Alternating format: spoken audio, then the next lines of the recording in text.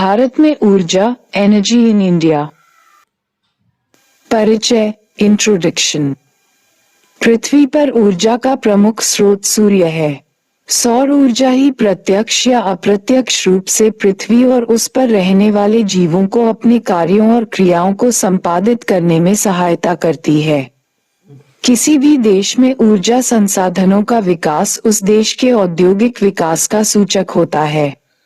अतः उच्च ऊर्जा उत्पादन और उसकी उचित खपत को सुनिश्चित कर देश में आर्थिक पिछड़ेपन, कुपोषण एवं अशिक्षा आदि समस्याओं का समाधान किया जा सकता है। ऊर्जा संसाधन अर्थात जिनका उपयोग ऊर्जा उत्पन्न करने के लिए किया जाता है, जैसे कोयला, पेट्रोलियम, प्राकृतिक गैस आदि।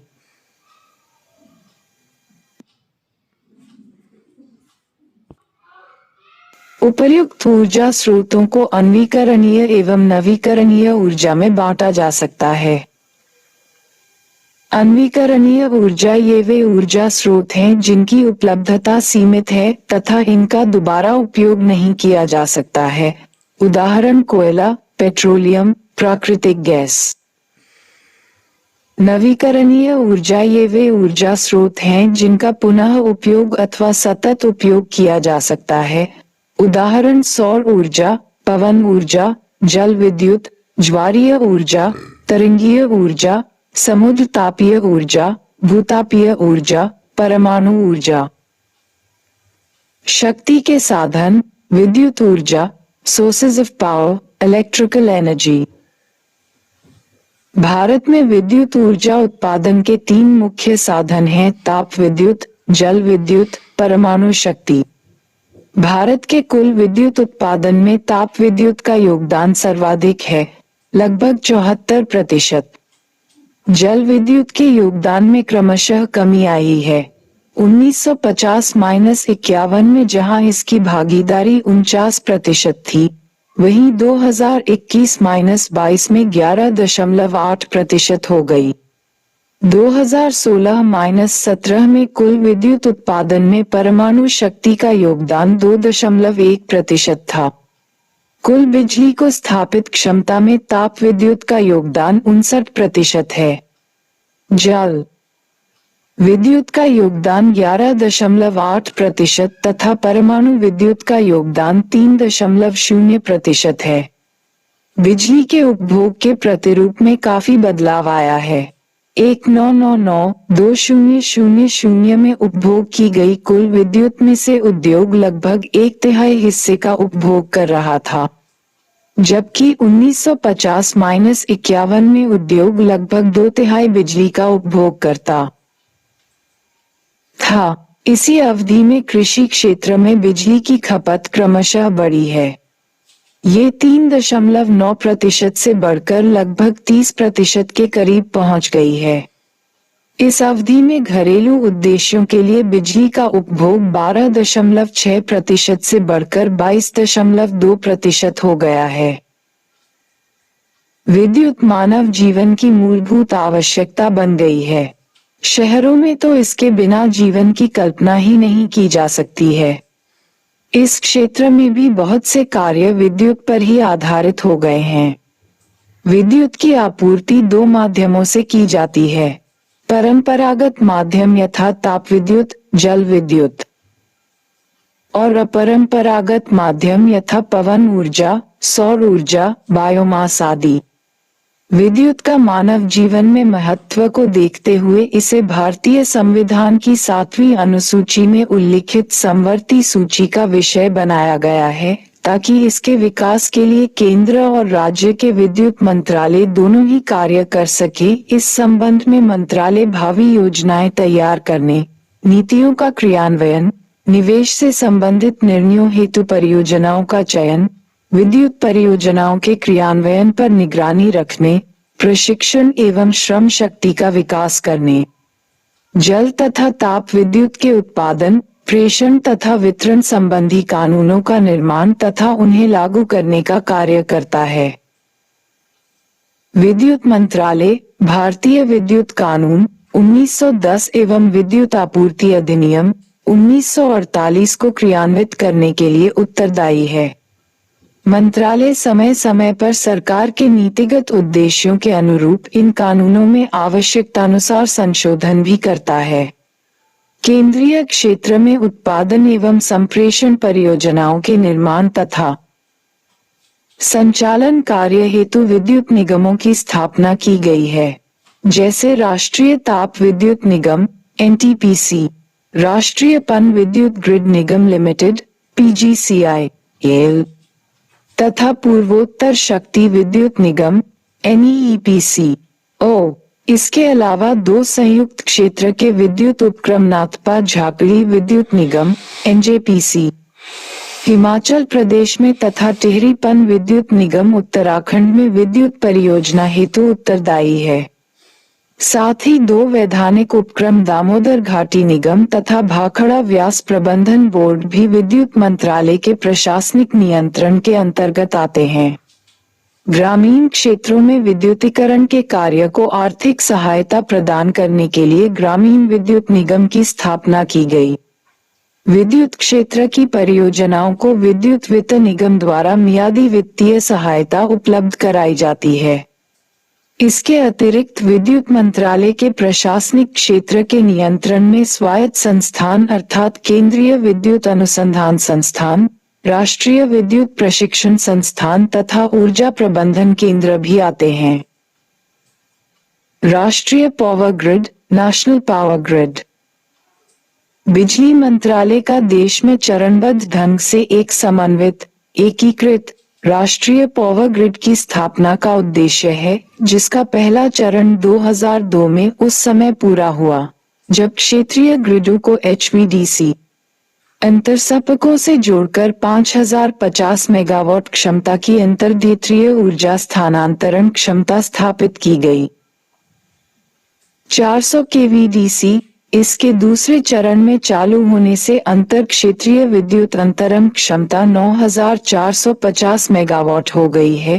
परिणामस्वरूप अरुणाचल प्रदेश से गोवा तक 2500 किलोमीटर दूरी के अंतर्गत आने वाले 16 लाख वर्ग किमी क्षेत्र में बिजली उत्पादन की क्षमता 50,000 मेगावाट से अधिक हो गई है। अन्य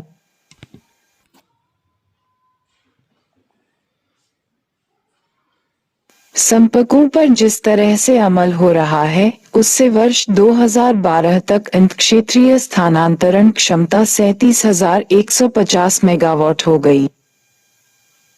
स्मार्ट ग्रिड विद्युत पोषण व वितरण को कुशल बनाने वाली प्रौद्योगिकी। आई standard association, institute of electrical and electronics engineers ने हाल में घोषणा की भारत निकट भविष्य में अमेरिका व चीन के पश्चात विश्व का तीसरा सबसे बड़ा स्मार्ट ग्रिड बाजार के रूप में उभरेगा। हालांकि भारत फिलहाल विश्व के सबसे कमजोर इलेक्ट्रॉनिक ग्रिड वाला देश के रूप में जाना जाता है और इसकी तकनीक उच्च क्षमता वाली लंबी दूरी की विद्युत आपूर्ति के योग्य नहीं है, जो भारत के लिए महत्वपूर्ण चुनौती है। माना जाता है कि स्मार्ट ग्रिड प्रौद्योगिकी के इस्तेमाल से विद्युत पारेषण व वितरण में 5 से 10% की क्षति को रोका जा सकता है। वैसे भारत पर्यावरण परिवर्तन की चुनौतियों का सामना करने के वैश्विक प्रयासों के एक भाग के रूप में नवीकरणीय ऊर्जा के क्षेत्र में अपनी क्षमताएं बढ़ा रहा है। परंतु नवीकरणीय ऊर्जा के ग्रिड से एकीकरण को सुनिश्चित करने के लिए देश को संपूर्ण विद्युत आपूर्ति नेटवर्क में स्मार्ट ग्रिड तकनीकों को लागू करने की आवश्यकता है। दरअसल स्मार्ट ग्रिड एक विद्युत नेटवर्क है जो कि उपभोक्ताओं की ऊर्जा मांगों की पूर्ति हेतु विद्युत उत्पादन के समस्त स्रोतों से विद्युत के प्रचालन को पर्यवेक्षित व प्रबंधित करता है। विद्युत उत्पादक संयंत्रों से अंतिम उपभोक्ताओं तक विद्युत के परिवहन कार्य में प्रयुक्त तारों, ट्रांसफॉर्मर्स तथा अन्य आधारभूत संरचना को सामूहिक रूप से ग्रिड कहा जाता है। वर्तमान में जो ग्रिड है वह एक दिशान्मुखी है तथा तकनीकी क्षेत्र में होने वाले नवीनतम विकासों का पूरी तरह प्रयोग नहीं कर पा रही है। स्मार्ट ग्रिड संप्रेषण व वितरण हेतु एक नेटवर्क है जो कि निम्नलिखित 2 तकनीकों का प्रयोग करता है। संवर्धित सेंसर्स। विद्युत वितरण व सुरक्षा में सुधार हेतु विशिष्ट तकनीक। वस्तुतः स्मार्ट ग्रिड उत्पादन से उपभोग तक विद्युत नेटवर्क का एक ऐसा नव प्रवर्तन है या ऐसी प्रक्रिया है जो कि अन्योन्य क्रियात्मक, लचीला व कुशल हो। एक राष्ट्रीय स्मार्ट ग्रिड वर्तमान व्यवस्था में ऐसा परिवर्तन लाएगी जिससे ऊर्जा संरक्षण, उच्चतर विश्वास योग्यता तथा ऊर्जा के नवीकरणीय संसाधनों के महत्व के विषय में सूचना का प्रवाह सुनिश्चित होगा। स्मार्ट ग्रिड सूचना प्रौद्योगिकी, संचार तकनीक और विद्युतीय अवसंरचना का अभिसरण है। स्मार्ट ग्रिड परियोजना का उचित क्रियान्वयन दूरवर्ती क्षेत्रों समेत संपूर्ण भारत में अबाधित विद्युत आपूर्ति सुनिश्चित करेगा। इसका प्रभाव विद्युत व्यवस्था के सभी आयामों यथा उत्पादन, संप्रेषण व वितरण पर पड़ेगा। भारत विश्व की तेज गति से बढ़ती अर्थव्यवस्थाओं में से एक है, जहां विद्युत की मांग लगातार बढ़ती ही जा रही है। ये स्थिति इस तथ्य से प्रकट होती है कि भारत में विश्व की 17.5% जनसंख्या निवास करती है, जबकि भारत वैश्विक ऊर्जा का 3 से 4% ही उपभोग करता है।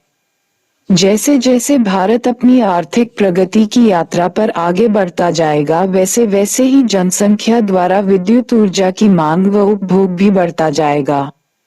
ये भी ध्यान में रखना होगा कि लगभग 70%, 68.84% भारतीय गांवों में रहते हैं और आज हजारों गांव ऐसे हैं जिनकी विद्युत तक पहुंच नहीं है या आंशिक पहुंच है।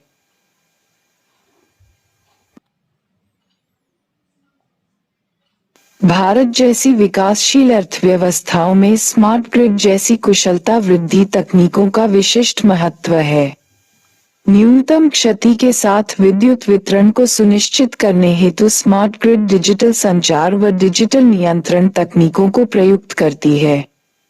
इसमें विद्युत का उत्पादन या तो किसी केंद्रीय विद्युत स्टेशन में या स्थानीय छोटे उत्पादकों द्वारा हरित एवं नवीकरणीय ऊर्जा संसाधनों का उपयोग करते हुए किया जाता है। विद्युत मंत्रालय के अनुसार भारत में विद्युत का संप्रेषण व वितरण संबंधी क्षतियां कुल विद्युत उत्पादन का 24% है। ये प्रतिशत विश्व में सर्वाधिक है। ऊर्जा की बढ़ती मांग तथा विकास के लिए आवश्यक आधारभूत संरचना के निर्माण हेतु भारत को एक आधुनिक व स्मार्ट ग्रिड की आवश्यकता होगी। विगत 50 वर्षों से विद्युत नेटवर्क आधुनिक चुनौतियों का सामना करने में समर्थ नहीं हो पाए हैं, जैसे विद्युत उत्पादकों से होने वाले सुरक्षा खतरे या साइबर खतरे, विद्युत के वैकल्पिक स्रोतों पर जोर देने वाली राष्ट्रीय नीतियों के क्रियान्वयन में अपेक्षित सफलता न मिल पाना, ऊर्जा संरक्षण उपायों को पूरा करने में प्राप्त हुई असफलताएं, अबाधित विद्युत आपूर्ति की बढ़ती हुई मांग, विद्युत भार को कम करने की डिजिटली नियंत्रित तकनीक की आवश्यकता। स्मार्ट ग्रिड तकनीक में विद्युत के संप्रेषण व वितरण का कार्य सर्वाधिक सक्षम ढंग से होता है, इसी कारण इसे स्मार्ट ग्रिड कहते हैं। एक औसत भारतीय शहर या कस्बे के लिए स्मार्ट तकनीक के विकास का अर्थ होगा प्राप्त होने वाली विद्युत की गुणवत्ता में वृद्धि तथा वोल्टेज व आवृत्ति से संबंधित समस्याओं से छुटकारा। इन ग्रिडों के माध्यम से ग्रामीण भारत में क्रांति लाई जा सकेगी, दिन में काम के घंटों में वृद्धि होगी तथा जीवन की गुणवत्ता में सुधार होगा। इससे गांवों में कृषि, पशुपालन, मोबाइल संचार, स्वास्थ्य सेवाओं इत्यादि के लिए प्रचुर बिजली उपलब्ध होगी। भारत में विश्व की सर्वाधिक कमजोर बिजली ग्रिडें हैं। ये उच्च क्षमता व लंबी दूरी के लिए विद्युत संप्रेषण हेतु उपयुक्त नहीं मानी जाती, जिसकी पुष्टि कुछ दिनों पूर्व ऐसी स्थिति में स्मार्ट ग्रिड व्यवस्था अत्यधिक उपयोगी सिद्ध हो सकती है, क्योंकि स्मार्ट ग्रिड तकनीक द्वारा विद्युत संप्रेषण व संवितरण में होने वाली क्षतियों को वार्षिक रूप से 5-10% कम किया जा सकता है। स्मार्ट ग्रिड के बगैर भारत अपनी बढ़ती हुई औद्योगिक आवश्यकताओं की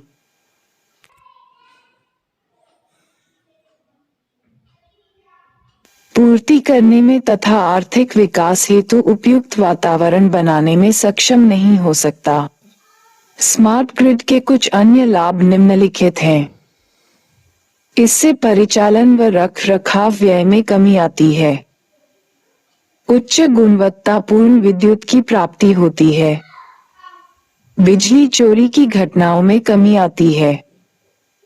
सरकारी राजस्व को होने वाली क्षतियों में कमी आती है। कार्बन उत्सर्जन में कमी आती है। विद्युत की सभी के लिए उपलब्धि की सुनिश्चितता होती है। स्मार्ट ग्रिड मांग प्रतिक्रिया व भार प्रबंधन के माध्यम से प्रति इकाई लागत में कमी लाती है। इसके अतिरिक्त स्मार्ट ग्रिड अतिरिक्त लाइनें बिछाने की आवश्यकता इत्यादि में कमी लाती है। केंद्र सरकार ने गैर परंपरागत ग्रीन ऊर्जा संसाधनों के उपयोग के निर्देश दिए हैं तथा इस संबंध में व्यापक नीतियां भी बनाई हैं ताकि पर्यावरण की रक्षा हो सके तथा निर्धनों को भी कम कीमत ऊर्जा की उपलब्धता सुनिश्चित हो सके। इसमें संदेह नहीं कि स्मार्ट ग्रिड तकनीक कुछ महंगी हो सकती है, परंतु यदि स्मार्ट ग्रिड तकनीकों के क्रियान्वयन से जुड़े अवसरों को देखें तो ये स्पष्ट होता है कि यह लाभ का ही सौदा है। इसका मुख्य लाभ भारतीय जनसंख्या के उस विशाल वर्ग को प्राप्त होगा जो वर्तमान में विद्युत अभाव में जीवन व्यतीत कर रहा है। संयुक्त राज्य के ऊर्जा विभाग द्वारा तैयार की गई मॉडर्न ग्रिड में निम्नलिखित विशेषताएं होनी चाहिए। अपना उपचार स्वयं करने में सक्षम।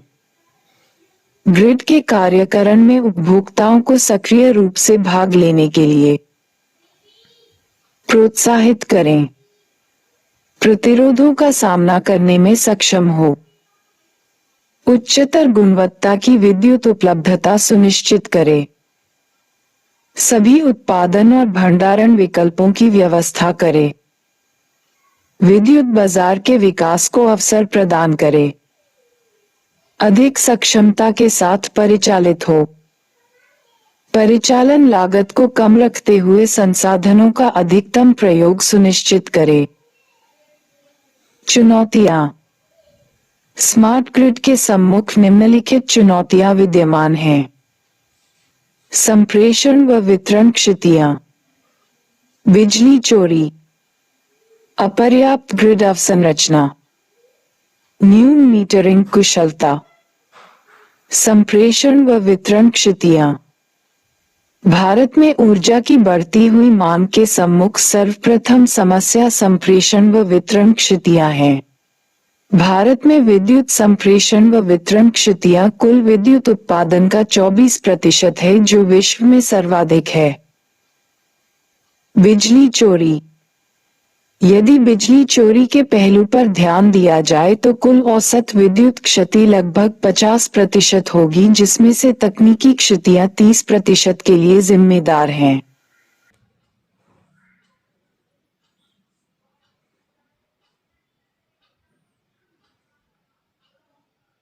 अपर्याप्त ग्रिड अवसंरचना। विश्व की सर्वाधिक कमजोर लंबी दूरी के लिए अनुपयुक्त बिजली ग्रिड भारत में है। अतः अपर्याप्त ग्रिड संरचना भी स्मार्ट ग्रिड की अवस्थापना के सम्मुख एक वृहद चुनौती है। न्यून मीटरिंग कुशलता। विद्युत के क्षेत्र में होने वाली प्रमुख वाणिज्यिक हानियां न्यून मीटरिंग कुशलता के कारण भी होती हैं। मीटरिंग कुशलता में वृद्धि के लिए समुचित ऊर्जा लेखा, संवर्धित बिलिंग, एकीकरण सक्षमता में सुधार इत्यादि प्रयासों की आवश्यकता है।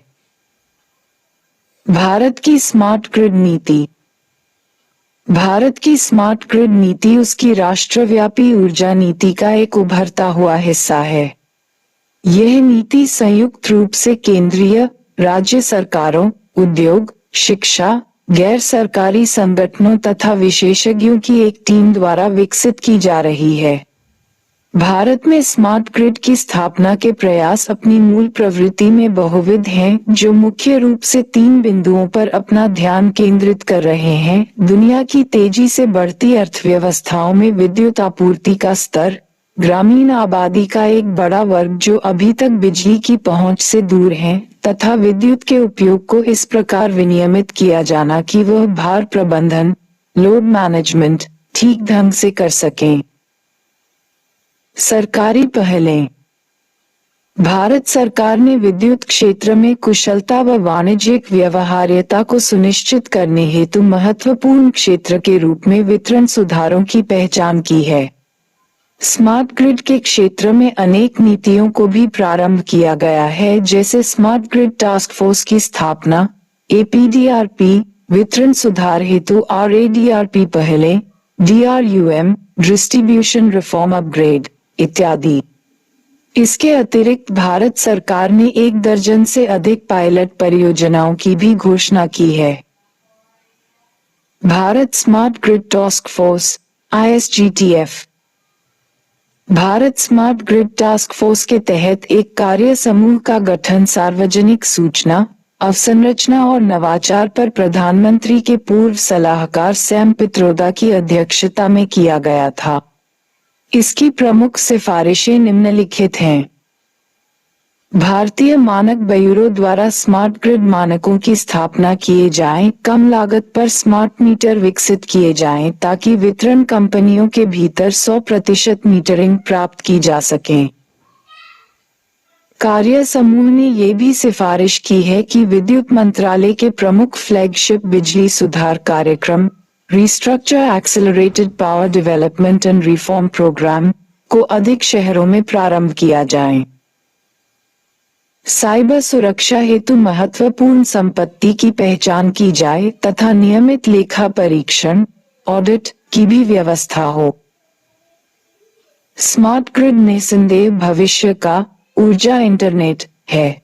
सभी स्टॉक होल्डरों, नियामक, सेवा प्रदाता, वेंडर्स, उपभोक्ता इत्यादि की संलग्नता व सहयोग इस दिशा में एक महत्वपूर्ण कदम सिद्ध होगा। सभी भागीदारों को साथ मिलाकर काम करना होगा तथा समान गति से आगे बढ़ना होगा। भारत में स्मार्ट ग्रिड के व्यवहारिक क्रियान्वयन के लिए उच्च स्तर के अनुसंधान, विकास और औद्योगिकरण की आवश्यकता होगी। इसके अतिरिक्त उपकरणों व कार्यविधियों का मानकीकरण भी इच्छित उद्देश्यों की प्राप्ति हेतु अत्यावश्यक है। इस संदर्भ में नीति निर्माण करते समय नीति निर्माताओं को संयुक्त राज्य अमेरिका व पश्चिमी देशों के संबंधित प्रावधानों को भी ध्यान में रखना लाभदायक सिद्ध होगा। परंपरागत ऊर्जा। 1. जल विद्युत उन्हीं क्षेत्रों में उत्पन्न की जा सकती है जहां निम्नलिखित कारक उपलब्ध हों। I. सतत प्रवाहित नदियां। E. 3 ढालयुक्त प्रवाह। E. कठोर चट्टानें। एव. आदर्श जलवाष्पिक दिशाएं। यह ऊर्जा का नवीकरण योग्य, सस्ता, सुलभ, गैर प्रदूषक व पर्यावरण मित्र स्रोत है। इसके लिए बांधों के पीछे जलाशयों का निर्माण किया जाता है तथा जल को ऊंचाई से गिराकर टरबाइन व विद्युत जनरेटर चलाए जाते हैं। इस प्रकार जल की स्थैतिक ऊर्जा को गतिज ऊर्जा में बदलकर विद्युत का उत्पादन किया जाता है। भारत में प्रकृति ने विशाल जल संसाधन उपलब्ध कराए हैं, जो हमारी विद्युत आवश्यकताओं की पूर्ति कराने की क्षमता रखता है, परंतु अभी भी इनका अल्प विकास ही हो सका है। यही कारण है कि हमारी ताप विद्युत पर निर्भरता काफी अधिक है।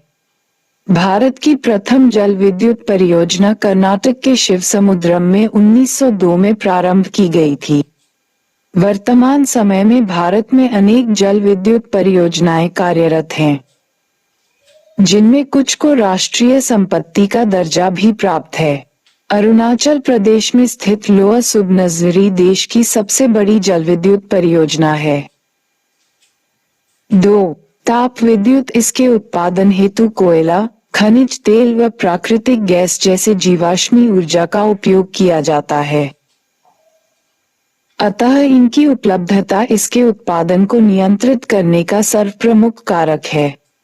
राष्ट्रीय ताप विद्युत निगम (एनटीपीसी) की 1975 में स्थापना किए जाने के बाद से ताप विद्युत उत्पादन में जल विद्युत व परमाणु विद्युत की तुलना में काफी तेजी से वृद्धि हुई है। Ultra mega power project. Bharat सरकार ने पावर फाइनेंस कॉर्पोरेशन को नोडल एजेंसी बनाते हुए कोयला आधारित बड़ी विद्युत परियोजना अल्ट्रा मेगा पावर प्रोजेक्ट की दिशा में पहल की है। इसका उद्देश्य उपभोक्ताओं को न्यूनतम लागत पर विद्युत उपलब्ध कराना है। इन परियोजनाओं में कार्बन उत्सर्जन को कम करने के लिए सुपर क्रिटिकल तकनीकी अपनाने का प्रस्ताव है, जिससे पर्यावरण को होने वाले नुकसान से बचाव हो सकेगा। इन अल्ट्रा मेगा पावर प्रोजेक्ट में से प्रत्येक की क्षमता 4000 मेगावाट या उससे ज्यादा है। वर्तमान समय में इनकी संख्या 15 है। मुंद्रा, गुजरात में ये टाटा पावर के द्वारा बनाया जा रहा है। सासन, मध्य प्रदेश, कृष्णपट्टनम, आंध्र प्रदेश, तिलैया, झारखंड, गिरिये, महाराष्ट्र, चिबूर, तमिलनाडु, दादरी, कर्नाटक, अकलतरा, छत्तीसगढ़, मरकानम, तमिलनाडु, झारसुगुडा, उड़ीसा का निर्माण रिलायंस पावर कर रही है, आदि है। नवीकरणीय ऊर्जा। नवीकरणीय ऊर्जा परंपरागत ऊर्जा के सीमित संसाधनों तथा इसके दुष्प्रभाव को देखते हुए पुनर्योगी ऊर्जा के स्रोतों का महत्व काफी बड़ा है। वर्तमान भारत पुनर्योगी ऊर्जा के क्षेत्र में हर प्रकार की प्रौद्योगिकी से जुड़ा है, जिसमें लकड़ी से जलने वाले उन्नत चूल्हे, बायोगैस संयंत्र, बायोमास गैसिफायर्स, सौर ताप एवं फोटोवोल्टेइक प्रणालियां, नगरीय एवं औद्योगिक कचरे से ऊर्जा प्राप्ति।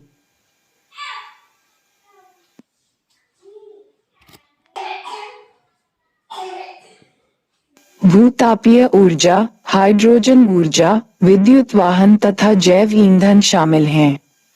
ऊर्जा के पुनर्योगी संस्थानों एवं उनकी प्रणालियों की बिक्री को बढ़ाकर तथा ऐसी प्रणालियों और प्रविधियों की मरम्मत एवं रखरखाव के उद्देश्य से प्रमुख नगरों एवं कस्बों में अक्षय ऊर्जा की दुकानें खोली गई हैं।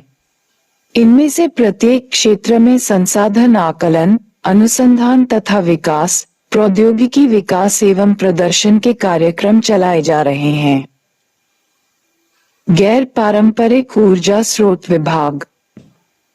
इस विभाग की स्थापना ऊर्जा के गैर पारंपरिक स्रोतों की खोज एवं उनके विकास हेतु 1982 में की गई थी। गैर पारंपरिक ऊर्जा स्रोत विभाग ने जिन कार्यक्रमों पर अधिक ध्यान केंद्रित किया, वे हैं बायोगैस संयंत्र, सौर ऊर्जा, 3 मेगावाट या उससे कम की लघु विद्युत परियोजना तथा भूतापीय ऊर्जा। इस विभाग द्वारा गैर परंपरागत ऊर्जा स्रोत को प्रोत्साहित करने के लिए एक 3 स्तरीय रणनीति बनाई गई है। 1. प्रदर्शन परियोजनाओं के लिए सरकार द्वारा बजटीय सहायता देना। 2. निजी क्षेत्र की सहभागिता और विश्व बैंक, जो EF, डानिडा इत्यादि की बाह्य मदद से चलने वाली व्यावसायिक रूप से योग्य परियोजनाओं को इरेडा द्वारा भारतीय गैर पारंपरिक ऊर्जा विकास एजेंसी, संस्थागत वित्तीय सहायता तथा अन्य वित्तीय संस्थाओं से सहायता देना।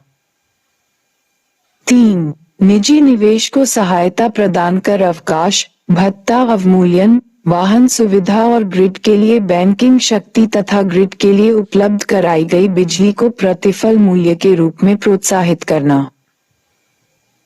यह विभाग उपर्युक्त चरणों के अंतर्गत विभिन्न स्वैच्छिक संगठनों की गतिविधियों को प्रोत्साहन देता है, यथा action for food production, a united socio economic research programme, all India बीमे कॉन्फ्रेंस और foundation for rural recovery and development.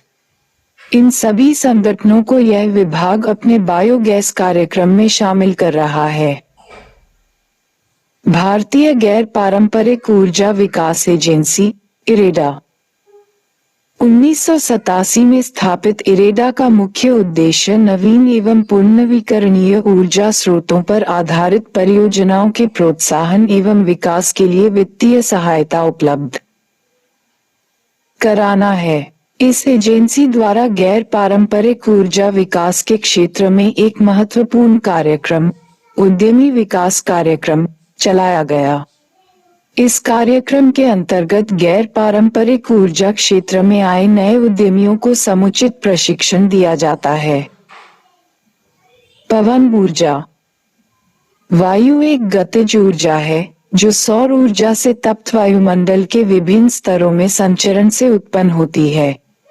ऐसा सोचा जाता रहा है कि वायु की गति जितनी तीव्र होगी, पवन ऊर्जा का उत्पादन भी उतना ही अधिक रहेगा, परंतु ऐसा नहीं है।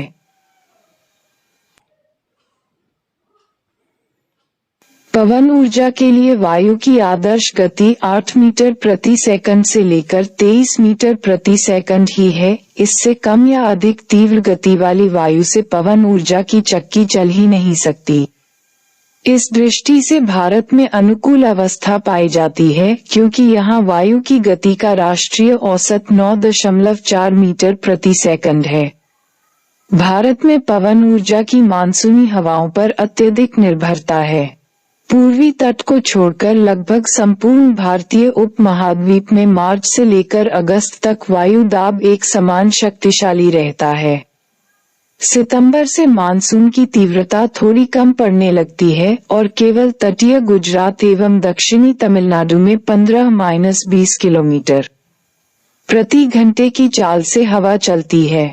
अक्टूबर से फरवरी तक गुजरात, कोंकण, दक्षिण तमिलनाडु और तटीय बंगाल ओडिशा में ही 10 किलोमीटर प्रति घंटे से अधिक वेग से वायु गमन करती है। वितरण। भारत में पवन ऊर्जा की क्षमता लगभग 41.2 मेगावाट है। गुजरात के तटीय क्षेत्र की क्षमता सर्वाधिक है। समुद्रतापीय ऊर्जा OTEC, ocean thermal energy conversion. ऊर्जा का एक महत्वपूर्ण स्रोत समुद्र भी है। भारत में समुद्रतापीय ऊर्जा की अपार क्षमता विद्यमान है। ये लगभग 5000 मेगावाट तक की हो सकती है। इस परियोजना पर कुल व्यय लगभग 7.5 अरब रुपए आएगा, जिसे किसी विदेशी उद्यमी द्वारा उठाया जाएगा। ये परियोजना तमिलनाडु सरकार एवं अमेरिका की सी सोलर पावर कंपनी के द्विपक्षीय समझौते के द्वारा आरंभ की गई है। तमिलनाडु में समुद्री तट से लगभग 30 किलोमीटर दूर 100 मेगावाट की 6 परियोजनाएं शुरू की गई हैं, जिन पर अरब डॉलर के व्यय का अनुमान किया गया। गैस हाइड्रेट एक ठोस रासायनिक पदार्थ जो एक निश्चित ताप एवं दाब पर मीथेन एवं जल के कारण उत्पन्न होता है। गैस हाइड्रेट से बुलबुलों के रूप में निकलने वाली मीथेन गैस, मार्श गैस से पानी का घनत्व कम हो जाता है। इसमें अल्पकणीय भार के हाइड्रोकार्बन होते हैं, मुख्यतः मीथेन तथा कुछ अन्य पदार्थों के अणु भी विद्यमान होते हैं। क्रिस्टल हाइड्रोजन आबंधित जल अणुओं के भीतर होते हैं, जिसमें गैस तथा जल के अणु भौतिक रूप से आपस में जुड़े रहते हैं। समुद्र की गहराई में दबाव बढ़ जाने तथा अल्प तापमान पर गैस सांद्रता की विलेयता 100 से अधिक हो जाने के कारण इसका निर्माण होता है। गैस की उपस्थिति तथा उच्च दबाव एवं निम्न तापमान पर क्रिस्टल जालक बन जाते हैं। वैश्विक संदर्भ संपूर्ण विश्व में बाध्य महाद्वीप की सक्रिय एवं निष्क्रिय दोनों सीमाओं के महासागरीय तलछटों, शैलों एवं सागरों के गहरे जल में तथा महाद्वीपों की ध्रुवीय तलछटों में गैस हाइड्रेट विद्यमान है। यह अधिकतर उथले तलछटों में पाए जाते हैं। संपूर्ण विश्व में लगभग 20,000 trillion cubic metre TCM gas hydrate भंडार है। भारत में 40-120 ट्रिलियन क्यूबिक मीटर। भारतीय संदर्भ भारत के समुद्र तटीय प्रदेशों में गैस हाइड्रेट का पता चला है। उदाहरण के लिए अभी तक जलाशय एवं कृष्णा गोदावरी अपतटीय क्षेत्रों की पहचान गैस हाइड्रेट अंतर्भूत विभव वाले क्षेत्रों के रूप में हुई है। 1997 में भारत सरकार ने एक राष्ट्रीय गैस हाइड्रेट कार्यक्रम प्रारंभ किया। सरकारी क्षेत्र एवं निजी क्षेत्र की बड़ी बड़ी तेल कंपनियां तथा राष्ट्रीय समुद्र विज्ञान संस्थान, गोवा एवं राष्ट्रीय भूभौतिकी अनुसंधान संस्थान, हैदराबाद को शामिल किया गया है। वास्तव में भारत के पूर्व तथा पश्चिम दोनों अपतटीय क्षेत्रों में गैस हाइड्रेट्स के निक्षेप हैं। किसी बड़े क्षेत्र में गैस हाइड्रेट्स की उपस्थिति का पता सॉस्मिक परिणामों द्वारा भी लगाया जा सकता है। भूभौतिकीय, भू-रासायनिक एवं भौगोलिक प्रमाणों से गैस हाइड्रेट विद्यमान होने की पुष्टि हुई है, जिनमें से 19 स्थानों से प्राकृतिक गैस हाइड्रेट प्राप्त किए जा चुके हैं। ऊर्जा की बढ़ती आवश्यकता की पूर्ति के लिए स्वच्छ ऊर्जा स्रोत के रूप में गैस हाइड्रेट एक महत्वपूर्ण संसाधन सिद्ध हो सकती है। अमेरिका की मेसर्स सी सोलर पावर इंक कंपनी समुद्रतापीय ऊर्जा के उत्पादन कार्य को प्रोत्साहित कर रही है। भारत में तमिलनाडु और अंडमान एवं निकोबार द्वीप समूह में समुद्रतापीय ऊर्जा के क्षेत्र में व्यापक अनुसंधान चलाए जा रहे हैं। 100 मेगावाट की समुद्रतापीय ऊर्जा इकाई स्थापित करने वाला तमिलनाडु विश्व का प्रथम राज्य है।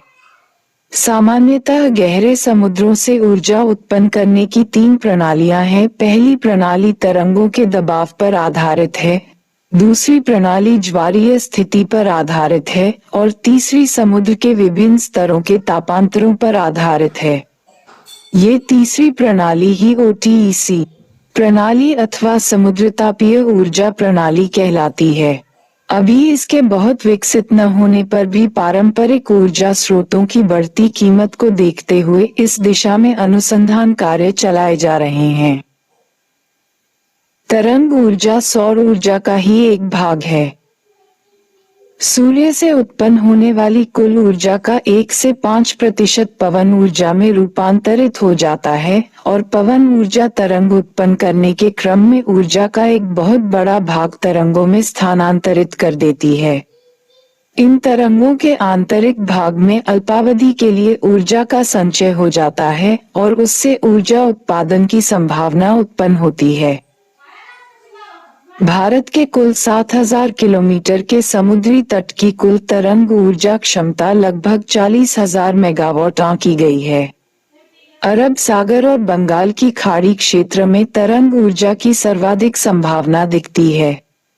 प्रदूषण मुक्त तथा पुनर्नवीकरणीय ऊर्जा स्रोत होने के कारण तरंग ऊर्जा में एक वैकल्पिक ऊर्जा की समस्त संभावनाएं एवं विशेषताएं प्रचुर मात्रा में निहित होती हैं। तरंगों से ऊर्जा उत्पन्न करने का पहला संयंत्र विजिंगम, तिरुवनंतपुरम, केरल में लगाया गया है। इसके अलावा निकोबार के मूस पॉइंट तथा केरल के थंगेसरी में तरंग ऊर्जा संयंत्र की स्थापना की गई है। तरंग ऊर्जा उत्पन्न करने के लिए समुद्र के अंदर एक चैम्बर लगाया जाता है, जिसमें तरंगों की गति से टरबाइन चलते हैं और पानी एवं हवा के परस्पर दबाव से विद्युत उत्पन्न होता है। भारतीय प्रौद्योगिकी संस्थान चेन्नई IIT के समुद्री अभियंत्रण केंद्र ने तरंगों से विद्युत ऊर्जा उत्पादित करने की दिशा में महत्वपूर्ण उपलब्धियां प्राप्त की हैं। ज्वारीय ऊर्जा समुद्र में उठने वाली ज्वारभाटा की मदद से भी विद्युत उत्पादन किया जा सकता है। भारत में खंभात की खाड़ी, कच्छ की खाड़ी और सुंदरवन में ज्वारीय ऊर्जा के उत्पादन की अच्छी संभावना है। कच्छ की खाड़ी में कांडला में एक ज्वारीय ऊर्जा संयंत्र लगाने का प्रस्ताव है, जो एशिया का पहला ऐसा संयंत्र होगा। सुंदरवन के दुर्गादुआनी क्रीक में भी इस दिशा में प्रयास हो रहे हैं। भूतापीय ऊर्जा पृथ्वी की तापीय क्षमता व्यापक एवं अनंत है। इस ताप को ऊर्जा में परिवर्तित करने की विधि तलाशने के बाद निश्चित रूप से यह एक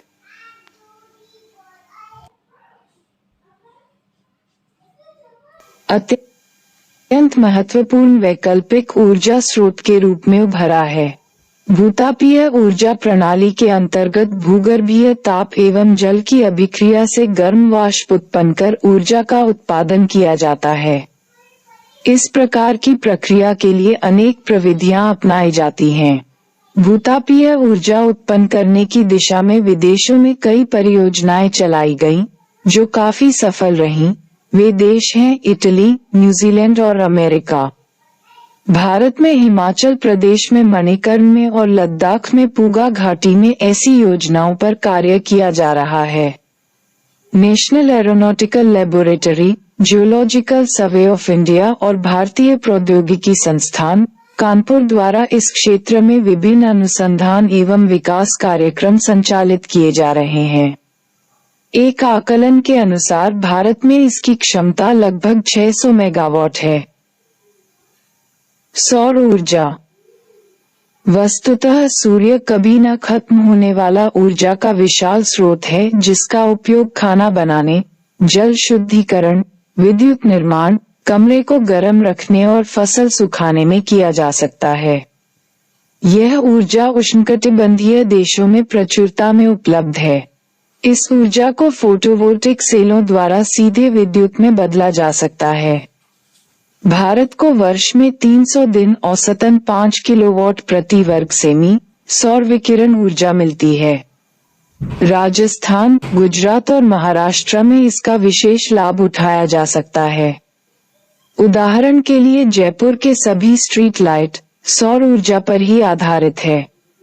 आंध्र प्रदेश में सालेजीपल्ली भारत का पहला गांव है जिसे सौर ऊर्जा से पुनर्तः विद्युतीकरण किया गया है। भारत में 2 मेगावाट क्षमता वाला पहला सोलर फोटोवोल्टिक संयंत्र पश्चिम बंगाल के बर्धमान जिले में आसनसोल के निकट दिसरगढ़ में स्थापित किया गया है। भारत एशिया में जापान के बाद दूसरा ऐसा देश है जिसने इस तरह का संयंत्र स्थापित किया है। देश का सबसे विशाल ग्रिड युक्त फोटोवोल्टिक ऊर्जा संयंत्र पश्चिम बंगाल में सागर द्वीप पर कायलापाड़ा गांव में स्थापित किया जा रहा है। एशिया में भारत ही एकमात्र ऐसा देश है जहां सौर तालाब का निर्माण किया गया है। ये सौर तालाब गुजरात में भुज, कच्छ जिला में है। लक्षद्वीप के बनग्राम द्वीप समूह में भेल ने सफलतापूर्वक भारत का सबसे बड़ा सोलर डीजल हाइब्रिड प्लांट स्थापित किया है। नई दिल्ली में सोलर रिक्शा सोलेक्सा के दिशा में भी सफल प्रयास हुए हैं। जुलाई 2009 को सौर लालटेन कार्यक्रम के क्रियान्वयन की घोषणा की गई। 23 नवंबर 2009 से जवाहरलाल नेहरू राष्ट्रीय सौर ऊर्जा मिशन शुरू किया गया है। यह उन 8 राष्ट्रीय मिशनों में से एक है जो जलवायु परिवर्तन पर भारत की राष्ट्रीय कार्ययोजना में शामिल है। इसके अंतर्गत 2020 तक न्यूनतम 20,000 मेगावाट सौर ऊर्जा उत्पादन का लक्ष्य रखा गया है।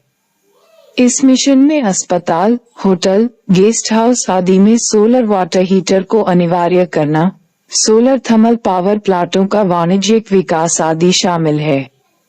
सोलर सिटी परियोजना की शुरुआत 2009 में की गई है। सोलर पॉन्ड सोलर पॉन्ड ऊर्जा प्राप्ति की एक नई तकनीक है। भारत का पहला सोलर पॉन्ड गुजरात के कच्छ में बनाया गया। इसे भुज सोलर पॉन्ड परियोजना नाम दिया गया। इस परियोजना को गुजरात डेयरी विकास निगम, गुजरात ऊर्जा विकास संस्थान और टाटा ऊर्जा अनुसंधान संस्थान द्वारा संयुक्त रूप से क्रियान्वित किया जा रहा है। सोलर पॉन्ड एक विशाल ऊर्जा अधिग्राहक है और इसके साथ समन्वित ताप संग्रहित होता है। सोलर पॉन्ड में जल में नमक को मिश्रित कर इसे सघन बनाया जाता है, जिससे जल गर्म होकर भी पॉन्ड से बाहर नहीं निकल पाता। इस प्रक्रिया में सौर ऊर्जा जल की अनेक सतहों पर संग्रहित हो जाती है और इसका तापमान 850 सेल्सियस तक पहुंच जाता है। जल में नमक आदि को सम्मिश्रित कर देने के बाद पॉन्ड को 2 से 3 महीने तक की अवधि के लिए छोड़ दिया जाता है, जिससे कि वह गर्म हो जाए और गर्म हो जाने के बाद प्राप्त ताप को विभिन्न उपयोगों में लाया जा सकता है। भारत का पहला सोलर पॉन्ड गुजरात के कच्छ में बनाया गया। मैग्नेटो हाइड्रोडायनेमिक्स MHD ऊर्जा उत्पादन का सिद्धांत तापीय ऊर्जा को सीधे विद्युत ऊर्जा में परिवर्तित करने पर आधारित है। अभी यह सिद्धांत प्रायोगिक दौर में है। इस तकनीक के द्वारा चुंबकीय सतह पर चालक तरल के बहाव द्वारा ताप ऊर्जा को सीधे विद्युत ऊर्जा में परिवर्तित करने के लिए अत्यधिक उच्च ताप 2800 केल्विन की आवश्यकता होती है। MHD प्रणाली में बिना गतिज पार्ट के एक इकाई में जेनरेटर लगाया जाता है। भारत में कोयला आधारित मैग्नेटो हाइड्रोडायनेमिक्स परियोजना द्वारा प्रायोजित एक योजना तमिलनाडु के तिरुचिरापल्ली में चलाई जा रही है। इस परियोजना का मुख्य उद्देश्य MHD ऊर्जा उत्पादन के क्षेत्र में उत्पादन आधार निर्मित करना है। इथेनॉल देश की ऊर्जा सुरक्षा को बढ़ाने के लिए राष्ट्रीय स्तर पर इथेनॉल मिश्रित पेट्रोल कार्यक्रम का शुभारंभ किया गया है। जीवाश्म ईंधनों पर हमारी निर्भरता धीरे धीरे घटाने और वृहद रूप में नवीकरण योग्य वैकल्पिक ईंधन का उपयोग बढ़ाने की दिशा में ये पहला कदम है। इथेनॉल गन्ना, राब, मक्का, कंद जैसे विभिन्न स्रोतों से प्राप्त किया गया एक जैविक ईंधन है। इथेनॉल पर्यावरण हितैषी है क्योंकि यह पेट्रोल की दहनशीलता को बढ़ाता है। परिणामस्वरूप ये हाइड्रोकार्बन का कम उत्सर्जन करता है। नवीनीकरण योग्य ईंधन के साथ साथ कृषि संबंधी अवशिष्ट होने के नाते ये किसानों की आमदनी को भी बढ़ाएगा। बायोडीजल मिशन नवीन और अक्षय ऊर्जा मंत्रालय ने 2032 तक ऊर्जा के गैर परंपरागत स्रोतों के जरिए 80,000 मेगावाट विद्युत पैदा करने की योजना बनाई है। जेट्रोफा यानी रतनजोत से बायोडीजल के उत्पाद में मिली शुरुआती सफलता से उत्साहित सरकार ने बायोडीजल उत्पादन का मिशन शुरू करने की तैयारी की है। करीब 1300 करोड़ रुपए के इस मिशन के जरिए देश में योजनाबद्ध ढंग से रतनजोत की खेती होगी।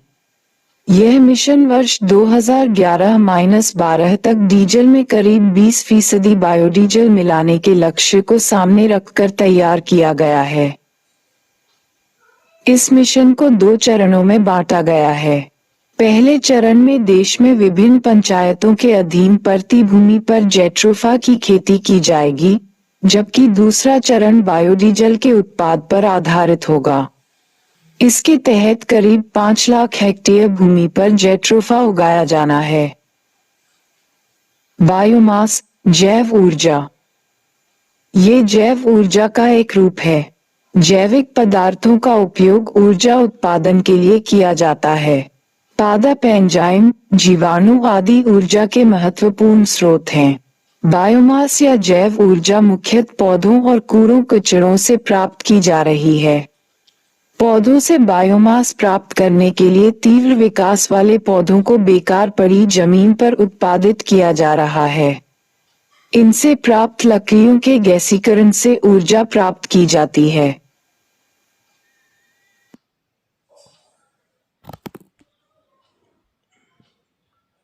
पंजाब के जलखेरी में धान की भूसी से 10 मेगावाट का ऊर्जा संयंत्र लगाने की महत्वाकांक्षी योजना शुरू की है। कूड़ेदानों के कचरे से ऊर्जा उत्पादित करने की प्रौद्योगिकी भी भारत में बहुत ही ज्यादा लोकप्रिय हो रही है। इस प्रौद्योगिकी से संचालित एक संयंत्र राष्ट्रीय राजधानी क्षेत्र दिल्ली के तिमारपुर में कार्यशील है। भारत में चीनी मिलों के अवशिष्ट पदार्थों से भी ऊर्जा उत्पादित करने की प्रौद्योगिकी का विकास करने की दिशा में अनुसंधान कार्य चल रहा है। बायोगैस बायोगैस को मीथेन कहा जाता है। ये गैस जीवों के उत्सर्जित पदार्थों, पादपों एवं उद्योगों के अवशिष्ट पदार्थों से प्राप्त की जाती है। अवशिष्ट पदार्थों को विशेष प्रकार से बनाए गए डाइजेस्टर में कम ताप पर चलाया जाता है और उससे माइक्रोब प्राप्त किए जाते हैं। प्राप्त माइक्रोब से ही ऊर्जा मिलती है। बायोगैस का प्रयोग मुख्य रूप से घरों में खाना पकाने तथा प्रकाश की व्यवस्था करने में ही हो रहा है। इसे सुलभ ऊर्जा भी कहा जाता है। बायोगैस संयंत्र की संरचना, स्थान एवं आवश्यकता के अनुरूप अलग अलग भी हो सकती है, परंतु इस संयंत्र को स्थापित करने से पूर्व इस बात का विशेष ध्यान रखना होता है कि उसके आसपास कोई जल स्रोत का भंडार है अथवा नहीं। संयंत्र के 15 मीटर की परिधि में कोई भी पेयजल का कुआं आदि नहीं होना चाहिए। बायोगैस संयंत्र व्यक्तिगत और सामूहिक स्तर पर स्थापित किए जा रहे हैं।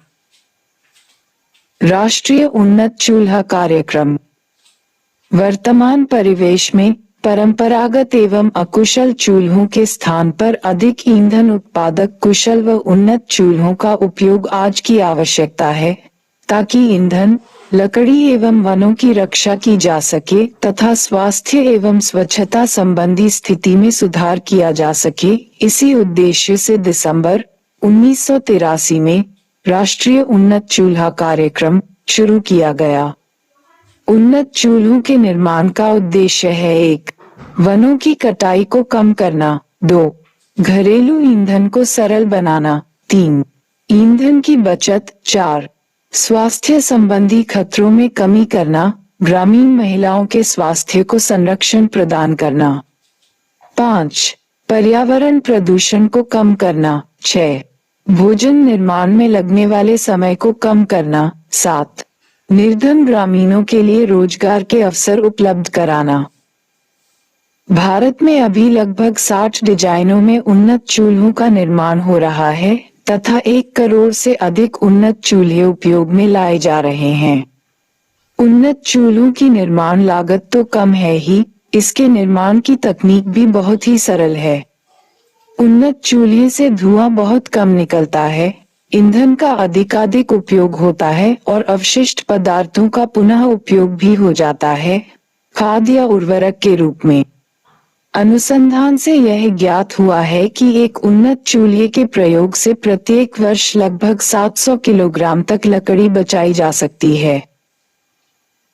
राष्ट्रीय उन्नत चूल्हा कार्यक्रम का क्रियान्वयन राज्य सरकारों के संबद्ध विभागों, अपारंपरिक ऊर्जा विकास संस्थानों, राज्य कृषि उद्योग विकास निगमों, खादी ग्रामोद्योग आयोग, राष्ट्रीय दुग्ध विकास बोर्ड, अखिल भारतीय महिला सम्मेलन एवं अन्य गैर सरकारी संगठनों के माध्यम से किया जा रहा है। परमाणु विद्युत। भारत में परमाणु ऊर्जा अनुसंधान के जनक डॉक्टर होमी जहांगीर भाभा के प्रयासों के फलस्वरूप 1948 में परमाणु ऊर्जा आयोग की स्थापना हुई। 1954 में परमाणु ऊर्जा विभाग की स्थापना की गई। मुंबई के निकट ट्रॉम्बे में भारत का पहला परमाणु अनुसंधान संयंत्र अप्सरा कार्यशील हुआ। भारत का पहला परमाणु विद्युत गृह 1969 में महाराष्ट्र के तारापुर नामक स्थान में स्थापित किया गया। परमाणु विद्युत उत्पादन के लिए यूरेनियम, थोरियम, भारी जल आदि आवश्यक है। इनकी झारखंड, राजस्थान, मेघालय व केरल जैसे राज्यों में पर्याप्त उपलब्धता है। परमाणु ऊर्जा विभाग ने 2020 तक 20,000 मेगावाट नाभिकीय विद्युत उत्पादन क्षमता का लक्ष्य निर्धारित किया है। वर्तमान समय में भारत में आणविक ऊर्जा की स्थापित क्षमता 4,120 मेगावाट है। भारत परमाणु शक्ति संपन्न राष्ट्रों में छठा स्थान रखता है, परंतु अभी भी कुल विद्युत उत्पादन में परमाणु ऊर्जा का योगदान मात्र 2.6% है। भारत व संयुक्त राज्य अमेरिका के मध्य हुए असैन्य परमाणु समझौते के पश्चात भारत ने कनाडा, फ्रांस, रूस जैसे देशों के साथ भी असैन्य परमाणु समझौता किया है, जिससे भारत में परमाणु विद्युत के दिशा में अभूतपूर्व वृद्धि की संभावना है। महाराष्ट्र के रत्नागिरी जिले के जैतापुर नामक स्थान पर एक नए परमाणु ऊर्जा संयंत्र स्थापित करने हेतु फ्रांस एवं भारत के मध्य 6 दिसंबर 2010 को समझौता हुआ है। फ्रांस की परमाणु इंजीनियरिंग कंपनी अरेवा और भारतीय परमाणु ऊर्जा निगम के द्वारा इस संयंत्र की स्थापना की जाएगी। इस संयंत्र की स्थापना का विरोध कई आधारों पर किया जा रहा है। हाल में जापान के फुकुशिमा में सुनामी के कारण हुए परमाणु रिसाव ने लोगों के मन में तटीय परमाणु संयंत्र को लेकर डर पैदा किया है। लातूर एवं कोयना में आए भूकंपों के बाद से महाराष्ट्र को भूकंपीय दृष्टि से असुरक्षित माना जाने लगा है। सुनामी अथवा भूकंप, दोनों में से किसी भी स्थिति में यदि परमाणु रिसाव की समस्या उठती है तो उससे होने वाली क्षति अपूरणीय होगी। इसी प्रकार का विरोध तमिलनाडु के कुडनकुलम परमाणु संयंत्र के लिए भी हुआ। वस्तुतः तमिलनाडु के कुडनकुलम में रूसी मदद से तैयार 1000 मेगावाट क्षमता वाले परमाणु विद्युत संयंत्र में भारतीय परमाणु ऊर्जा निगम लिमिटेड (एनपीसीआईएल) ने atomic energy regulatory board (AERB) से 21 सितंबर को मंजूरी मिलने के बाद कुडनकुलम के पहले रिएक्टर में एनरिच्ड यूरेनियम फ्यूल भरना शुरू कर दिया है। पिछले वर्ष मार्च महीने में जापान के फुकुशिमा में परमाणु हादसे के मद्देनजर स्थानीय लोगों में सुरक्षा चिंताओं को लेकर कुडनकुलम न्यूक्लियर पावर प्रोजेक्ट के खिलाफ विरोध प्रदर्शन हुए। तूतीकोरिन जिले में प्रदर्शन कर रहे लोगों और पुलिस के बीच संघर्ष के दौरान एक मछुआरे की मौत हो गई। रिएक्टर में ईंधन भरने के विरोध में लोगों ने people's movement against nuclear energy के संयोजक एसपी उदय कुमार के नेतृत्व में संयंत्र के पास डटे रहे। वे लगातार मांग करते रहे कि तत्कालीन मुख्यमंत्री जयललिता ईंधन भरे जाने के काम को रुकवाने के लिए हस्तक्षेप करें। हाइड्रोजन ऊर्जा, ये ऑटोमोबाइल में प्रयुक्त होने वाले तरल व गैस जीवाश्मी ऊर्जा का एक स्वच्छ, सस्ता व प्रदूषण रहित संभावित विकल्प है। हाइड्रोजन ऊर्जा के आधार पर कृषि पंप सेट के विकास के भी दिशा में प्रयास हो रहे हैं। हाइड्रोजन ऊर्जा केंद्र, बनारस, बीएचयू, इस ऊर्जा के विकास की दिशा में विभिन्न शोध कार्य कर रहा है। वाहन ईंधन के रूप में हाइड्रोजन पेट्रोलियम और प्राकृतिक गैस मंत्रालय ने 100 करोड़ रुपए की जमा राशि के साथ एक हाइड्रोजन जमा कोष स्थापित किया है, जिसमें 5 प्रमुख तेल कंपनियों एवं तेल उद्योग विकास बोर्ड (ओआईडीबी) ने योगदान किया है। इस राशि के हाइड्रोजन के विभिन्न पहलुओं में अनुसंधान एवं विकास के लिए मदद की जाएगी, जिससे भविष्य में परिवहन ईंधन के रूप में ये प्राकृतिक गैस कुछ हिस्से की जगह ले पाएगा। आईओसीएल के अनुसंधान एवं विकास केंद्र ने हाइड्रोजन जमा कोष की मदद से वाहन ईंधन के रूप में हाइड्रोजन को बढ़ावा देने के लिए निम्नलिखित कदम उठाए हैं। फरीदाबाद स्थित अनुसंधान एवं विकास केंद्र में एक हाइड्रोजन सीएनजी डिस्पेसिंग स्टेशन स्थापित किया गया है, जो H2 सीएनजी मिश्रण पर चल रहे वाहनों की टेस्ट डेमो की रिफ्यूलिंग जरूरतों को पूरा करेगा। इस परियोजना के लिए आंशिक रूप से धन नई एवं पुनः नवीकरण ऊर्जा मंत्रालय 50% और आंशिक रूप से पेट्रोलियम और प्राकृतिक गैस मंत्रालय द्वारा सृजित हाइड्रोजन जमा कोष 50% से जुटाया जा रहा है। आईओसी अनुसंधान एवं विकास द्वारा दी हैवी ड्यूटी इंजन के विकास एवं अनुकूलन के लिए परियोजना अर्थात H2 सीएनजी मिश्रित ईंधन पर चल रहे टाटा मोटर्स एवं अशोक लेलैंड भी शुरू की गई है। आईओसी अनुसंधान एवं विकास द्वारा मेसर्स हरित एनर्जी सॉल्यूशंस लिमिटेड के सहयोग से गैसोलीन ईंधन प्रक्षेपित कार मारुति स्विफ्ट को गैसीय ईंधन प्रक्षेपण प्रणाली में बदलने के लिए एक परियोजना पर काम शुरू किया है। आईओसी अनुसंधान एवं विकास के मोटर वाहनों में एलएनजी एवं एचसीएनजी के आंकड़ों का परस्पर आदान प्रदान करने के लिए मेसर्स कोरिया गैस कॉर्पोरेशन कोगेस के साथ सहमति पत्र पर हस्ताक्षर किए हैं। इसके अलावा राष्ट्रीय पुनः नवीकरण ऊर्जा प्रयोगशाला NREL USA जैसे विश्व के प्रतिष्ठित संगठनों के सहयोग से हाइड्रोजन अनुसंधान किया गया है। आईओसी अनुसंधान एवं विकास एवं महिंद्रा एंड महिंद्रा ने ईंधन सेल वाहन संयुक्त रूप से विकसित करने के लिए सहमत हुए हैं। इस संबंध में ईंधन सेल वाहनों के विकास पर संयुक्त प्रस्ताव हाइड्रोजन जमा कोष से धन देने के लिए पेट्रोलियम गैस मंत्रालय की वैज्ञानिक सलाहकार समिति को सौंप दिया गया है। ऊर्जा सुरक्षा। अंतर्राष्ट्रीय ऊर्जा agency international energy agency (IEA) के अनुसार पर्यावरणीय चिंताओं का सम्मान करते हुए वहनीय मूल्य पर ऊर्जा की अबाधित भौतिक उपलब्धता ही ऊर्जा सुरक्षा है।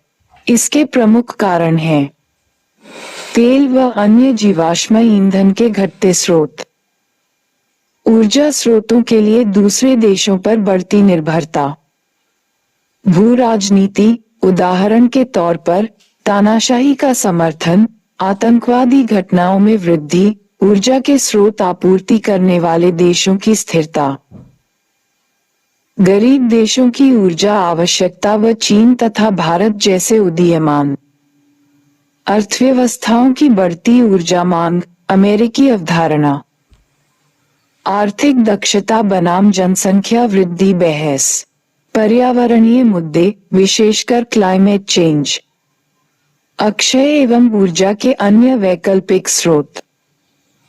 भारत में ऊर्जा सुरक्षा के मापकों को त्वरित गति से निश्चित करने की जरूरत है। वर्ष 2010-11 में भारत ने अपनी तेल आवश्यकता का 76% आयात किया और 12वीं योजनावधि के अंत तक 2016-17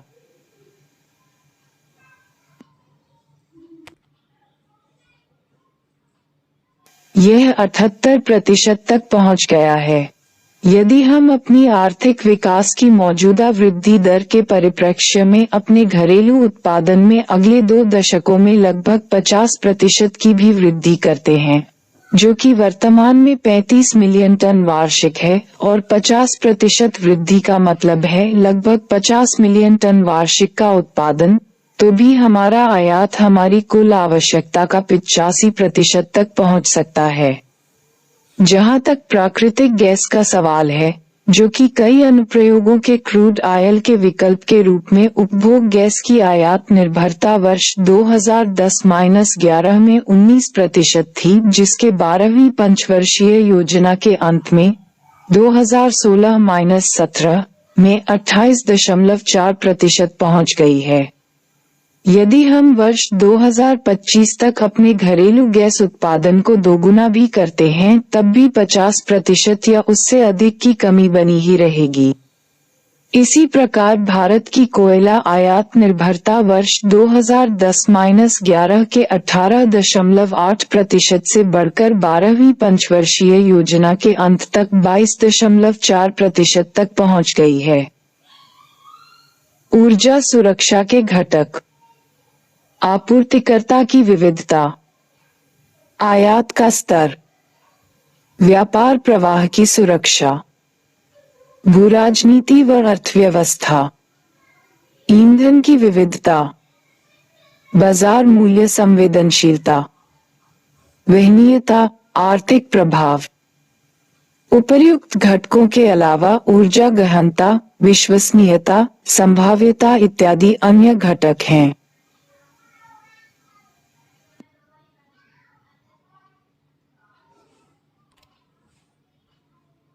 भारत में ऊर्जा सुरक्षा।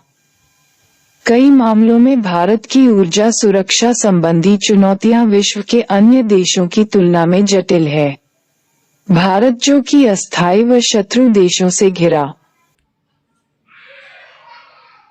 1 अरब से अधिक आबादी और घरेलू ऊर्जा संसाधन के सीमित व कम स्रोतों, कोयला का आरक्षित भंडार इसका अपवाद है, से युक्त है, ऊर्जा सुरक्षा सुनिश्चित करने के अपने यत्न में कई बाधाओं का सामना कर रहा है।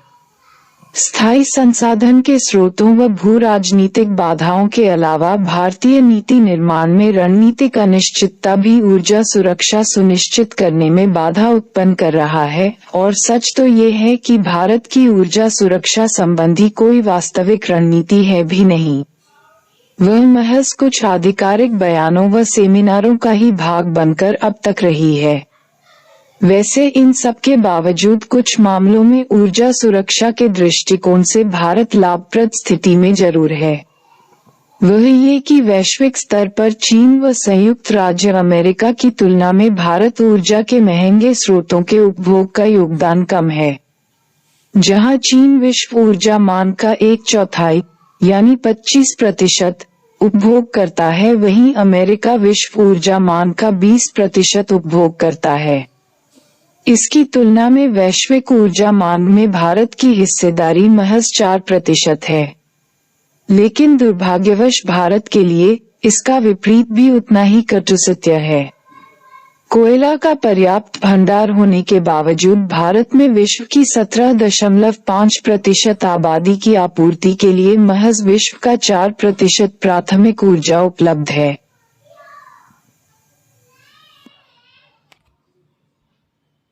भारत में कुल ऊर्जा खपत: कोयला 53%, पनबिजली 6%,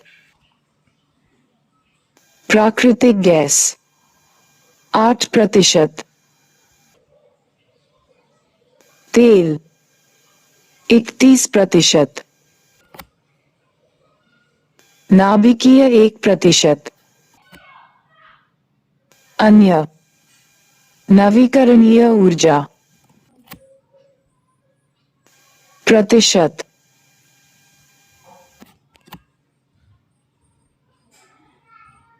भारत का ऊर्जा संकट: भारत की जनसंख्या विश्व की लगभग 17% है। आज देश का ज्ञात हाइड्रोकार्बन आरक्षित भंडार वैश्विक आरक्षित भंडार का महज 0.6% है। वहीं भारत का खपत स्तर वैश्विक औसत का 1/4 ही है। वहीं दूसरी ओर देश की घरेलू क्षमताओं का पूर्णतया उपभोग नहीं किया जा रहा है। उदाहरण के तौर पर देश की तलछटी घाटियों का 80% भाग या तो कम अन्वेषित है या इसका एकदम अन्वेषण नहीं हुआ है।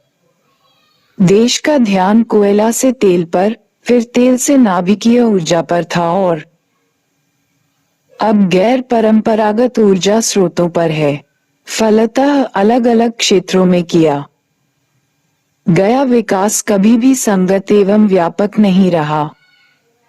फिक्की के मुताबिक भारत की खनन कुशलता अमेरिका की खनन कुशलता की केवल 1/10% है।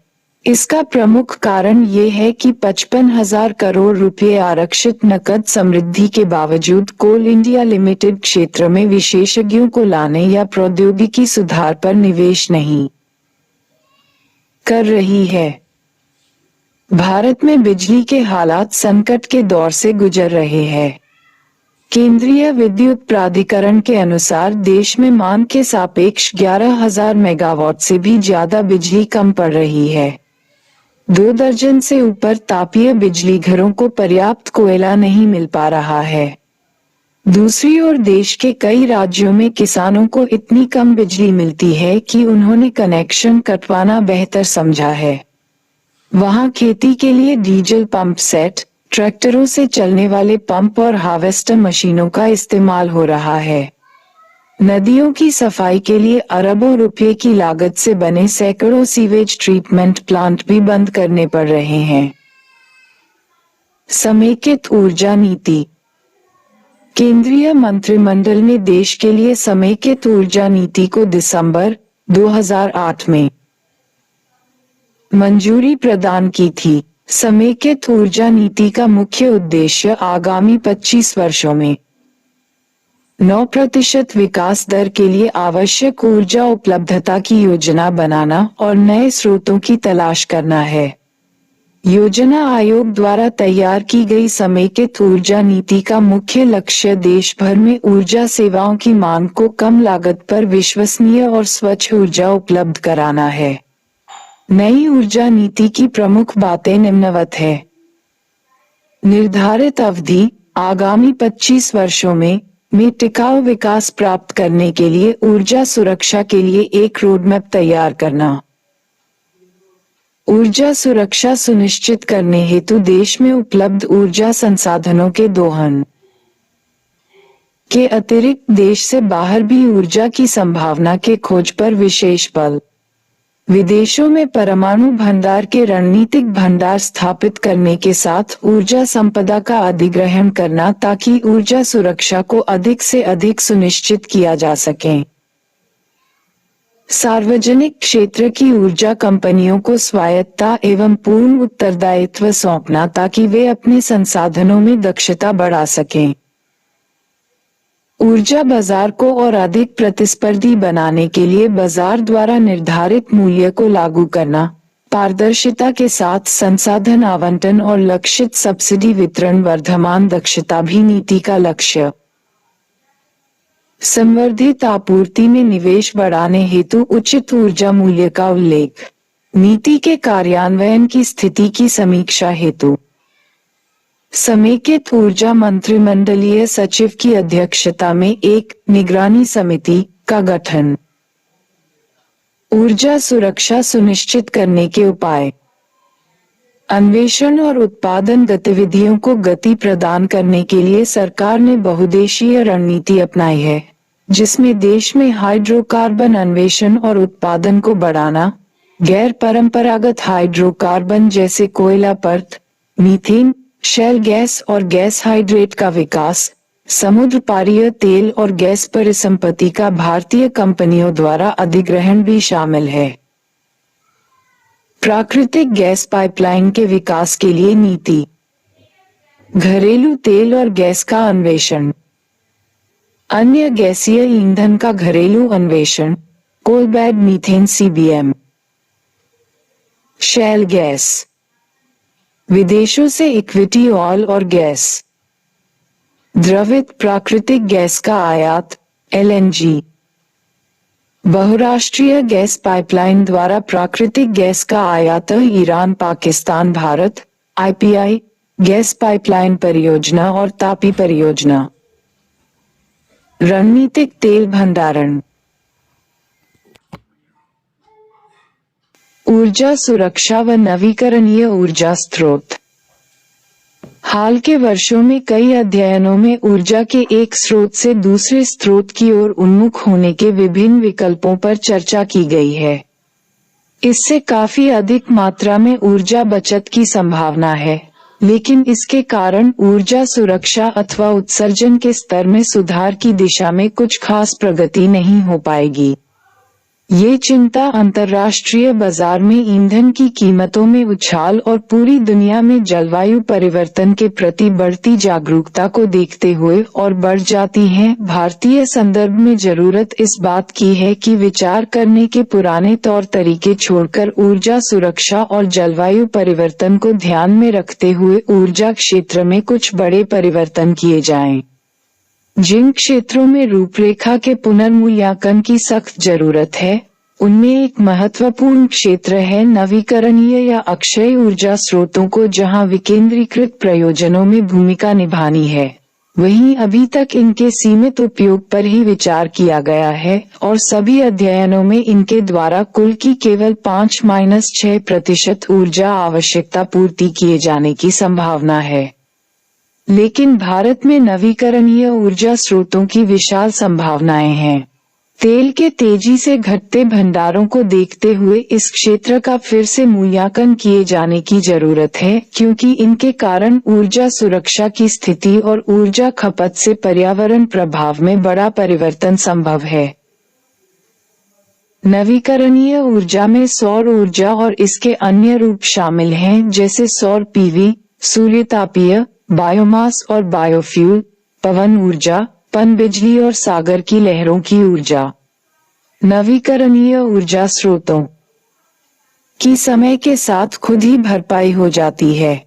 ये नीति नियोजन और पुनर्नवीकरणीय प्रौद्योगिकियों की दृष्टि से सार्थक है तथा परंपरागत ऊर्जा स्रोतों, जो अधिकांशतः फॉसिल स्रोतों से संबंधित हैं, की तुलना में अधिक सुविधाजनक ढंग से प्राप्त किए जाते हैं। एक तो ये कि इनके उपयोग से ऊर्जा सुरक्षा बढ़ेगी।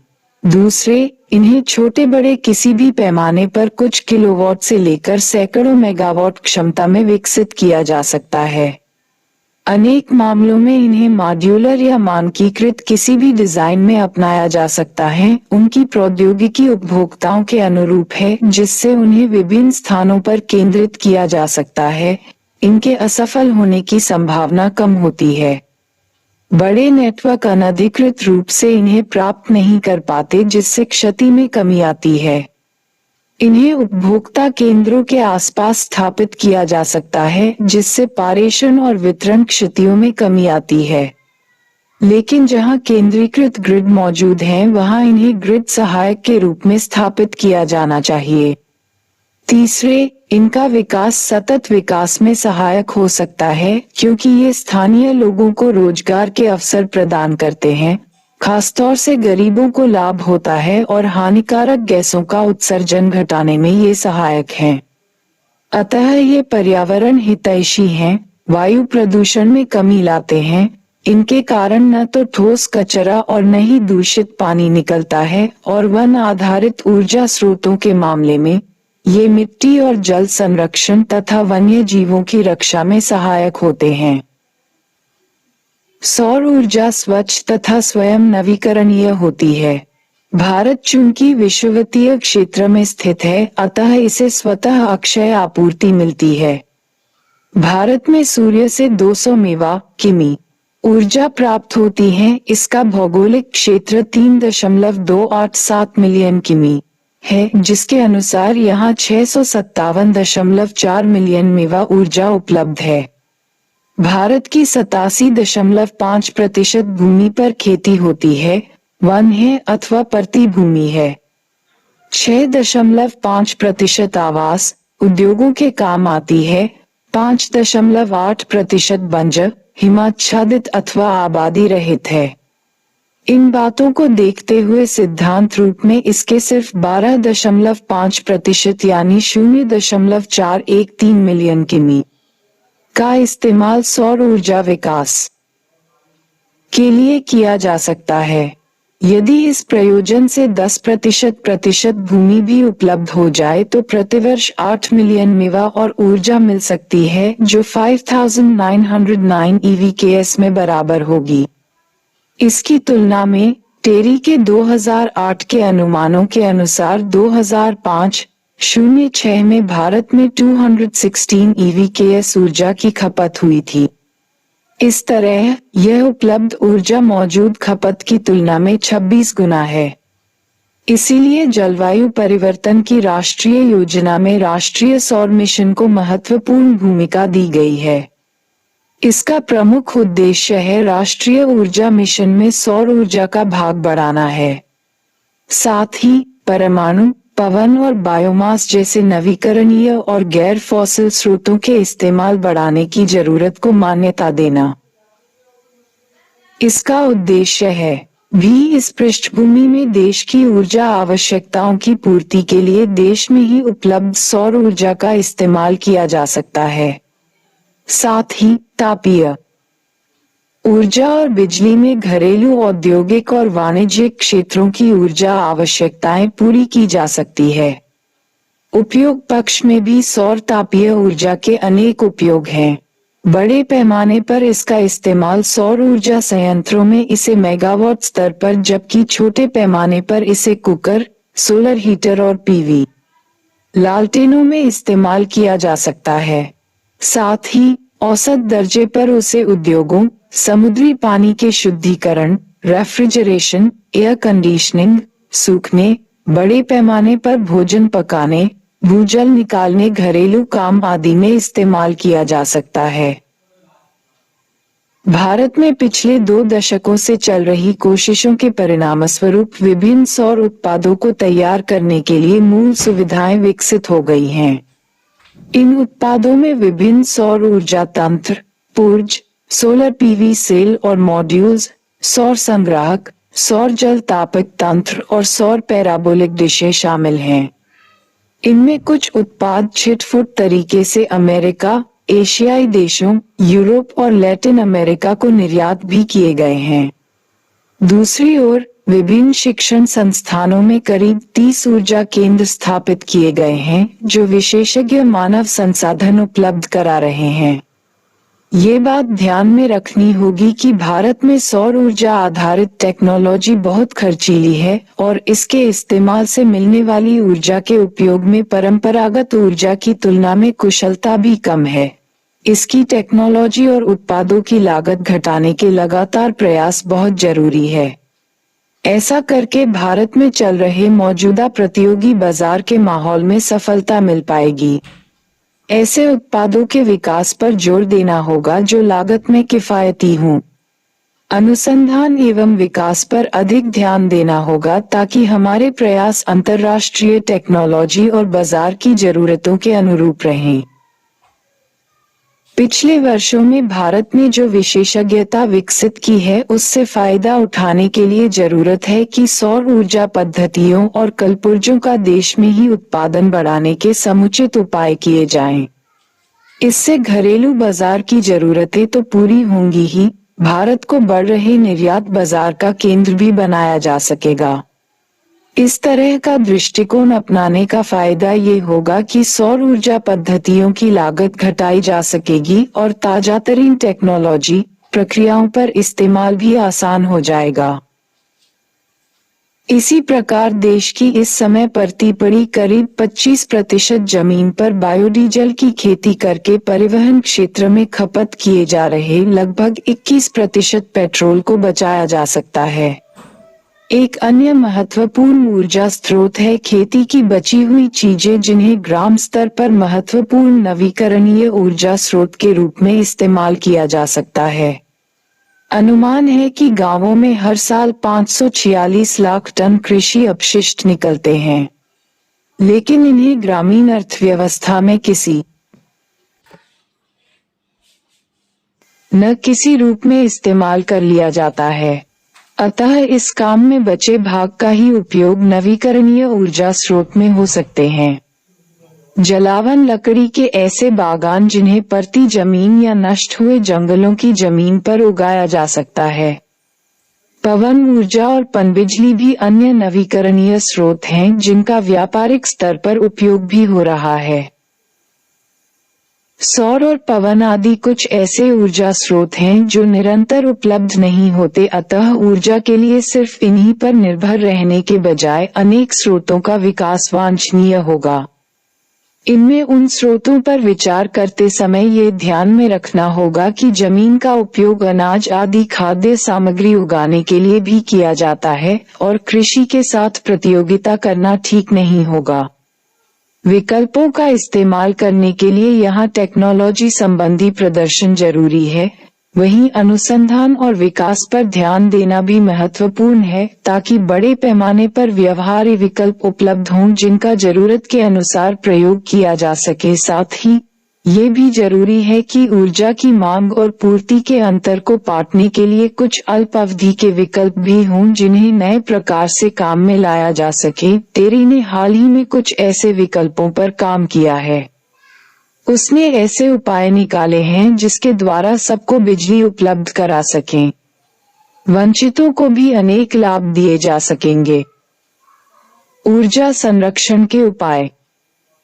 ऊर्जा संरक्षण अधिनियम 2001, इस कानून में ऊर्जा संरक्षण और इसके कुशल उपयोग की मंशा और वचनबद्धता को विधिक स्वरूप दिया गया है। इस कानून के जरिए केंद्र सरकार और कुछ हद तक राज्य सरकारों को भी निम्नलिखित कदम उठाने के अधिकार दे दिए गए हैं। ऊर्जा गहन उद्योगों, अन्य प्रतिष्ठानों के और व्यापारिक भवनों को लक्षित उपभोक्ता के रूप में अधिसूचित करना। लक्षित उपभोक्ताओं के लिए ऊर्जा संरक्षण के मापदंड एवं मानक तय करना। लक्षित उपभोक्ताओं को प्रमाणित ऊर्जा प्रबंधक नामित करने, किसी प्रत्यायित मान्यता प्राप्त ऊर्जा लेखा परीक्षक से तय अंतराल पर निर्धारित तरीके से ऊर्जा लेखा परीक्षा कराने, ऊर्जा खपत पर जानकारी देने और लेखा परीक्षक एजेंसी की सिफारिशों पर की गई कार्रवाई की सूचना देने, ऊर्जा खपत मापदंडों का परिपालन करने तथा ऊर्जा खपत के कुशल नियम बनाने और लागू करने संबंधी निर्देश जारी करना। व्यापारिक भवनों में ऊर्जा संरक्षण और कुशल ऊर्जा उपयोग सुनिश्चित करने के लिए ऊर्जा संरक्षण आचार संहिता निर्धारित करना तथा इमारत के निवासियों, इस्तेमाल करने वालों को इस संहिता के परिपालन के निर्देश देना। अधिसूचित उपकरणों, उपस्करों पर लेबल प्रदर्शित करने को कानूनी रूप से निर्दिष्ट करना। अधिसूचित उपकरणों, उपस्करों के लिए ऊर्जा खपत मानक विनिर्दिष्ट करना।